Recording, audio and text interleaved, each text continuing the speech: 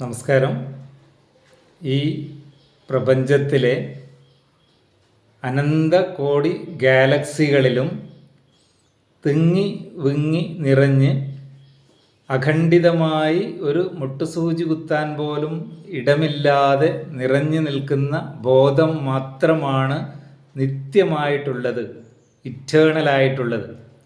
ബാക്കി കാണുന്നതെല്ലാം തന്നെ അതിൽ നിന്ന് ഉണ്ടായതും പിന്നീടത് മറയുന്നതുമാണ്. ഉണ്ടായി മറയുന്ന മുഴുവൻ ഭൂമി, സൂര്യചന്ദ്രന്മാർ ഉൾപ്പെടെ എല്ലാം അനിത്യമാണ്. ഈ ഭൂമിയിലുള്ള പ്രപഞ്ചത്തിൻ്റെ ഓപ്പറേഷൻ ഉൾപ്പെടെ മുഴുവൻ ജീവികളുടെ ഓപ്പറേഷന് വേണ്ടുന്ന ഫോർമുല ആ ബോധത്തിൽ തന്നെ എഴുതപ്പെട്ടിരിക്കുകയാണ്. അതിൽ തന്നെ എല്ലാം പ്രവർത്തിക്കാനുള്ള ഫോർമുല കൂടി ഉൾപ്പെടുന്നു. അത് വെളിപ്പെടുത്തുന്ന ഭഗവത്ഗീതയിലെ ഒരു ശ്ലോകം നമുക്കൊന്ന് പരിശോധിക്കാം. 15-ാമത്തെ അധ്യായം പുരുഷോത്തമ യോഗം, അതിൽ 13-ാമത്തെ ശ്ലോകം. ഗാമാവിശ്യച ഭൂതാനി ധാരയാമ്യഹമോജസ പുഷ്ണാമി ചൗഷധീ സർവാ സോമോ ഭൂത്വാ രസാത്മകഃ.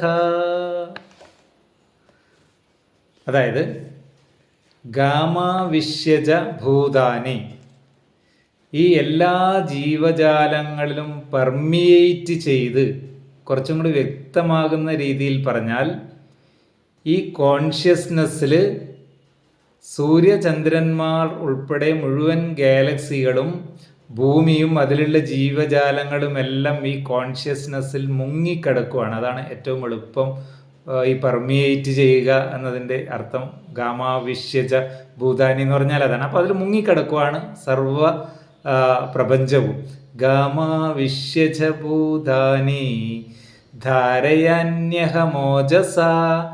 ആ കോൺഷ്യസ്നെസ് കൊണ്ടാണ് എല്ലാം സസ്റ്റെയിൻ ചെയ്യപ്പെടുന്നത് എന്നാണ് പറയുന്നത്. എല്ലാം നിലനിൽക്കുന്നതിനുള്ള ഫോർമുല ആ കോൺഷ്യസ്നെസ്സിലുണ്ട്. ചുരുക്കി പറഞ്ഞാൽ നമ്മുടെ മനസ്സ് ഓപ്പറേറ്റ് ചെയ്യുന്നതിനുള്ള ഫോർമുല ആ കോൺഷ്യസ്നെസ്സിലുണ്ട്.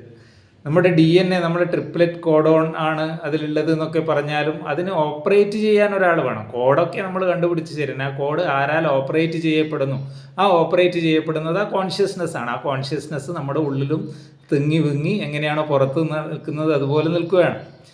ഗാമാവിശ്യച ഭൂതാനി ധാരയാമ്യഹമോജസ. അപ്പോൾ ആ കോൺഷ്യസ്നെസ്സിലുള്ള ഇൻഫർമേഷൻ കൊണ്ടാണ് എല്ലാം നിലനിർത്തപ്പെടുന്നത്. രണ്ടാമത്തേത് പുഷ്ണാമി ചൗഷധി. എല്ലാ ചെടികളും പോഷിക്കപ്പെടുന്നതും ആ ബോധം കൊണ്ട് തന്നെയാണ്. കാരണം സൂര്യൻ പ്രകാശിക്കുന്നു, പ്രകാശിപ്പിക്കാൻ ഒരാൾ വേണം. അത് കോൺഷ്യസ്നെസ്സാണ്. കോൺഷ്യസ്നെസ് ഉള്ളത് കൊണ്ടാണ് സൂര്യൻ പ്രകാശിക്കുന്നത്. സൂര്യൻ ഉണ്ടാകുന്നതും കോൺഷ്യസ്നെസ്സിൽ നിന്നാണ്, അത് പ്രകാശിപ്പിക്കുന്നതും കോൺഷ്യസ്നെസ്സിൽ നിന്നാണ്. അപ്പോൾ ആ കോൺഷ്യസ്നെസ് കൊണ്ടാണ് ചെടികളെല്ലാം പോഷിക്കപ്പെടുന്നത്. അത് കൂടാതെ വേറെ ഒന്നും കൂടി ഉണ്ട്. ചൗഷധി സർവ സോമോ ഭൂത്വാ രസാത്മകഃ. ഈ കോൺഷ്യസ്നെസ് തന്നെ ചന്ദ്രനിൽ പ്രവേശിക്കപ്പെട്ട് അതിൽ നിന്ന് ചില രസങ്ങൾ എന്ന് പറഞ്ഞാൽ എന്തോ ഫാക്ടറാണെന്ന് നമുക്ക് പറയാം. അതിൽ നിന്ന് ഉൽപ്പാദിപ്പിക്കുന്ന, ചന്ദ്രനിൽ നിന്ന് ഉൽപ്പാദിപ്പിക്കുന്ന ചില ഫാക്ടർ കൂടി ഉണ്ടായാൽ മാത്രമേ സസ്യങ്ങളുടെ പോഷണം പൂർത്തിയാവൂ. എന്നാൽ മാത്രമേ അതിൽ ക്വാളിറ്റേറ്റീവ് ഡെവലപ്മെൻറ്റ്, ചെടികളുടെ ക്വാളിറ്റേറ്റീവ് ഡെവലപ്മെൻറ്റ്, അത് ഫ്രൂട്ട് ഉണ്ടാവുക, ഫ്ലവർ ചെയ്യുക, ഫ്ലവർ വിരിയുക, ഇതിനൊക്കെ നമ്മൾക്ക് ഈ ചന്ദ്രനിലുള്ള ഫാക്ടർ, ഈ രസം അല്ലെങ്കിൽ ആ കോൺഷ്യസ്നെസ്സിൽ നിന്നുണ്ടാകുന്ന എന്തോ ഒരു ചന്ദ്രനിൽ നിന്നുള്ള ഫാക്ടറും കൂടി ഉൾപ്പെട്ടിട്ടാണ് ഇവിടെ എല്ലാം പോഷിക്കപ്പെടുന്നത്. ചുരുക്കി പറഞ്ഞാൽ ഈ പ്രപഞ്ചത്തിൻ്റെ ഓപ്പറേഷൻ, ഭൂമി കറങ്ങുന്നതുൾപ്പെടെ സൂര്യൻ ഉദിക്കുന്നതുൾപ്പെടെയുള്ള കാര്യങ്ങൾ, അതുപോലെ ഇതിലുള്ള സർവ്വ ജീവജാലങ്ങളും ഓപ്പറേറ്റ് ചെയ്യപ്പെടാനുള്ള ഇൻഫർമേഷൻ ഫോർമുല രൂപത്തിൽ, ഏത് രൂപത്തിലാണെന്ന് നമ്മൾക്കറിയില്ല, ആ നമുക്ക് കാണാൻ പറ്റാത്ത ബോധത്തിൽ, കോൺഷ്യസ്നെസ്സിൽ ഇതിൻ്റെ എല്ലാം ഫോർമുല അതിൽ അടങ്ങിയിരിക്കുകയാണ്. അല്ലെങ്കിൽ നമ്മളിപ്പോൾ പറയും ചെടിയിൽ നിന്നുള്ള കാർബോഹൈഡ്രേറ്റാണ് നമ്മൾ കഴിക്കുന്നത്, അതല്ലേ ഭക്ഷണം എന്ന് പറയും. പക്ഷേ ആ കാർബോഹൈഡ്രേറ്റും എന്താണ്? കോൺഷ്യസ്നെസ്സാണ്. അതുകൊണ്ട് തന്നെയാണ് കോൺഷ്യസ്നെസ് തന്നെയാണ് നമ്മുടെ ഫുഡും. ആ ചെടികൾ കോൺഷ്യസ്നെസ്സിൽ ഉപയോഗിച്ചുകൊണ്ടാണ് ഈ കാർബോഹൈഡ്രേറ്റ് ഉൽപ്പാദിപ്പിക്കുന്നത്. അതുകൊണ്ട് ഈ പ്രപഞ്ചത്തിലുള്ള സർവ്വവും നിലനിർത്തുന്നത് ഈ നിർത്തുന്നതിന് വേണ്ടിയുള്ള ഇൻഫർമേഷൻ ഏതോ കോഡ് രൂപത്തിൽ ഈ കോൺഷ്യസ്നെസ്സിൽ കിടക്കുന്നു. അത് നമ്മളറിയാതെ നമ്മളിലൊക്കെ ഓപ്പറേറ്റ് ചെയ്യുന്നുണ്ട്. നമ്മൾ അതെന്താണെന്ന് പോലും അറിയാതെ ആണ് നമ്മളതിൽ ജീവിക്കുന്നത്. അതറിയാൻ കുറച്ചെങ്കിലും സാധ്യത മനുഷ്യന് മാത്രമേ ഉള്ളൂ.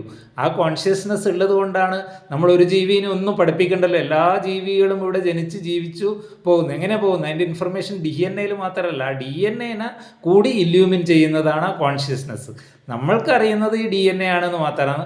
DNA അപ്പുറത്തേക്കുള്ള തലത്തിൽ നമുക്കറിയില്ല. എങ്ങനെയാണ് നമുക്ക് ഇലക്ട്രോൺസിനെ അറിയാം?